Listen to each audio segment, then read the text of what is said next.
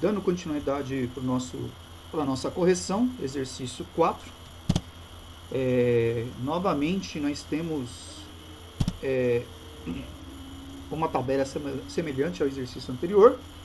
Então, para começar aqui essa atividade, eu posso vir e identificar aqui entre um e o outro é o estado líquido, depois é o estado gasoso e antes é o estado sólido, a temperatura de fusão e ebulição, sabendo que temperatura de fusão é sólido mais líquido, temperatura de ebulição é líquido mais gasoso. Tem as substâncias aqui, né? E as suas respectivas temperaturas aí. O que o exercício está pedindo? Dentre as substâncias citadas, o que está no estado gasoso, a temperatura de 5 graus Celsius, e o que está no estado sólido, na temperatura de 25 graus Celsius. Respectivamente, presta atenção nesse respectivamente, né, que é importante, que ele está querendo primeiro a temperatura de 5 graus, o gasoso da temperatura de 5 graus Celsius, e depois a resposta do sólido a 25 graus Celsius. Então, sendo aqui 25 graus Celsius, 5 graus Celsius, eu vou ver aqui onde entra os 5 graus Celsius. Ele entra antes de 10, né, antes de 25, antes de 70, depois de menos 30 e entre 0 e 100 graus aqui. Então, a primeira que eu achei aqui, estado gasoso, é o que ele está pedindo, a 5 graus Celsius. 5 graus Celsius entra aqui, 5 graus Celsius, estado gasoso. Então, a primeira letra aqui, a primeira substância é R. Agora, vamos fazer a 25 graus. Né? A de 25 graus, o que eu tenho? Ela entra depois, então, estado gasoso aqui, 25 graus. É a própria temperatura de ebulição. Nesse caso, então, aqui, eu tenho líquido mais gasoso. Então, não é a sólida que ele está perguntando. Aqui ele entra antes de 70. Então, é o estado sólido. Então, a próxima substância é a W, né? Porque a 25 graus aqui, vai entrar depois e vai entrar entre 0 e 100 graus. Então, eu só tenho o W aqui na substância sólida. Respectivamente, então, eu tenho RW, que é a resposta A do exercício aqui. Quinto exercício. Quinto exercício está escrito: não é recomendável experimentar, cheirar ou manusear materiais para identificá-los, pois há propriedades organolépticas que não oferecem segurança. Quais materiais não podem ser diferenciados apenas pelo aspecto visuais? Então, o que são as propriedades organolépticas? É a gente sentir o odor, o sabor. Algumas mesmo a gente pode sentir até pelo tato, né? Se trata aí de um ácido fraco, de uma base fraca, né? Porque a base ela é um pouquinho mais escorregadia, né? Só que a gente não pode fazer isso, né? Então, quando a gente está no laboratório, eu falo para vocês, não pode comer no laboratório, não pode levar a mão à boca, não pode coçar o olho. Isso aí tudo é por segurança, né? Porque você não sabe aí onde você colocou a mão no laboratório, ou você está mexendo com ácido, você está mexendo com uma substância tóxica, você pode vir a se machucar com isso, né? Então, eu não posso chegar numa substância que eu não conheço e colocar um nariz lá para sentir o odor. Né? Se for uma amônia, né, você vai se asfixiar. Né? Você não pode sentir o sabor de alguma substância que você não conhece. Se for um ácido, você vai queimar a língua. Né? Então, tem que ter cuidado com essas propriedades organolépticas. Eu coloquei 2 exemplos aqui. Né? Esses exemplos que eu coloquei é a água e o álcool, e o sal de cozinha, a sacarose. Né? São 2 produtos aí que a gente não ia ter grandes problemas em sentir o sabor ou sentir o odor. Mas para vocês entenderem melhor essas propriedades organolépticas, a água e o álcool, né? Se elas estiverem ali em 2 copos, né? Ambas são incolores, né? São transparentes. Então, só olhando de longe, você não vai conseguir saber quem é quem. Você vai precisar sentir o odor. A água inodoro e o álcool tem aquele odor característico. Você saberia que seria o álcool. E o sal de cozinha sacarose, que é o açúcar, é a mesma coisa. Né? Ambos são brancos e são sólidos, né? Cristalinos. Né? São cristais brancos, vamos dizer assim, cristais brancos. Então, você não consegue identificar, você tem que sentir o sabor. Né? Um é salgado e o outro é doce.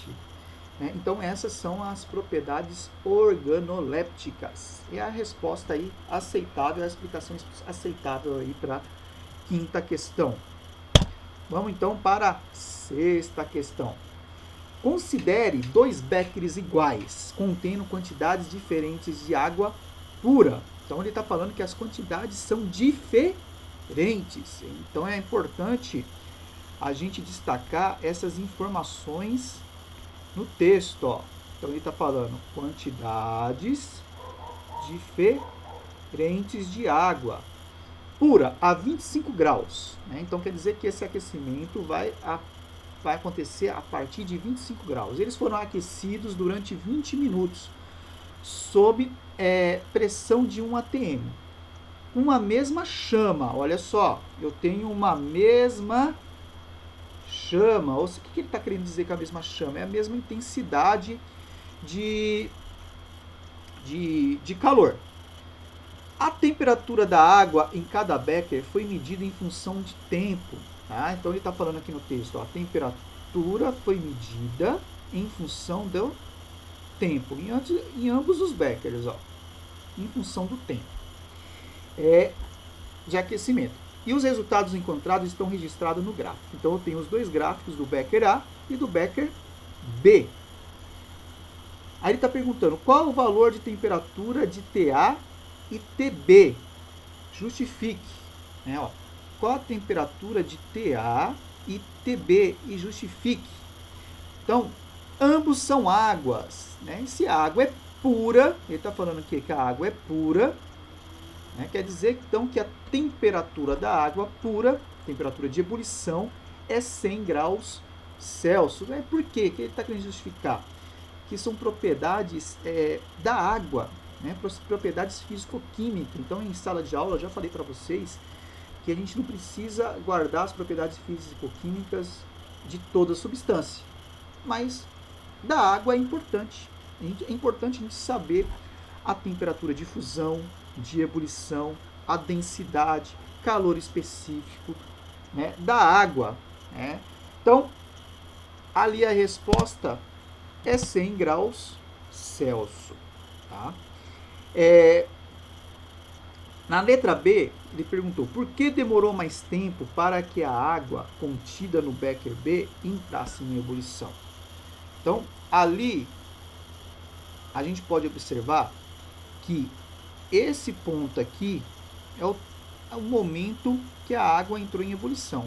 Aqui repete a mesma coisa. Só que o tempo que levou entre uma e outra foram diferentes.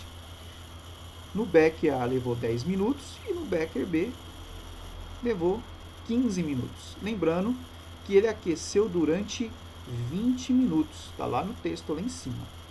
Então, por que um demorou mais tempo? Né? Isso aqui, a resposta está lá no próprio texto, porque a quantidade de água são diferentes. Então, provavelmente, o becker B tem uma quantidade maior de água, por isso que levou mais tempo para chegar em 100 graus Celsius. Então, a resposta aí, ó, é com a quantidade que o becker B é maior, por isso que levou mais tempo. Ok? 7ª questão. Classifica as propriedades citadas a seguir em extensiva ou intensiva. Então, a temperatura é que o gelo derrete. Tá? O gelo derrete a uma temperatura, vamos supor que o gelo seja água, a 0 graus Celsius. Independente se for uma pedrinha, dessas que a gente tem no congelador, ou um iceberg. Então, ela se torna uma propriedade intensiva, né? Porque, independente da quantidade que eu tenho de água, sempre ela vai derreter, entrar em fusão a 0 graus Celsius. Então, é intensiva. A cor do açúcar, a mesma coisa, ela é intensiva porque o açúcar é branco em qualquer condição. Tá? Se eu aquecer o açúcar ao ponto dele ficar de outra cor, vamos supor, formar um caramelo, né, vai ficar marrom, aí já não é mais açúcar. Mudou a propriedade, as propriedades ali, então passou por uma transformação química, não é mais açúcar. Então, enquanto ele for açúcar branco, né, é uma propriedade intensiva. A densidade da gasolina, né? Vamos transformar essa densidade da gasolina, vamos transformar em densidade da água, tá? Porque é uma coisa que está mais no nosso cotidiano. Então, a densidade da água, ela é a mesma independente da quantidade de água que eu estiver trabalhando. Então, 100 ml de água vai ter uma densidade igual a 1, né? Que é 100 ml por 100 gramas de água. 100 dividido por 100 igual a 1. Então, se eu pegar lá uma caixa d'água, né, 1.000 litros de água, 1.000 litros de água tem quantos quilos? Tem 1.000 quilogramas. Então, 1.000 litros dividido por 1.000 quilogramas vai ser igual a 1.000 quilogramas por litro. Então, a densidade sempre vai ser a mesma, ok? Então, é uma propriedade intensiva. Agora, a massa de um livro, ela pode mudar. Um livro pequeno tem uma massa menor do que um livro grande. Então, essa propriedade se torna extensiva. Ok?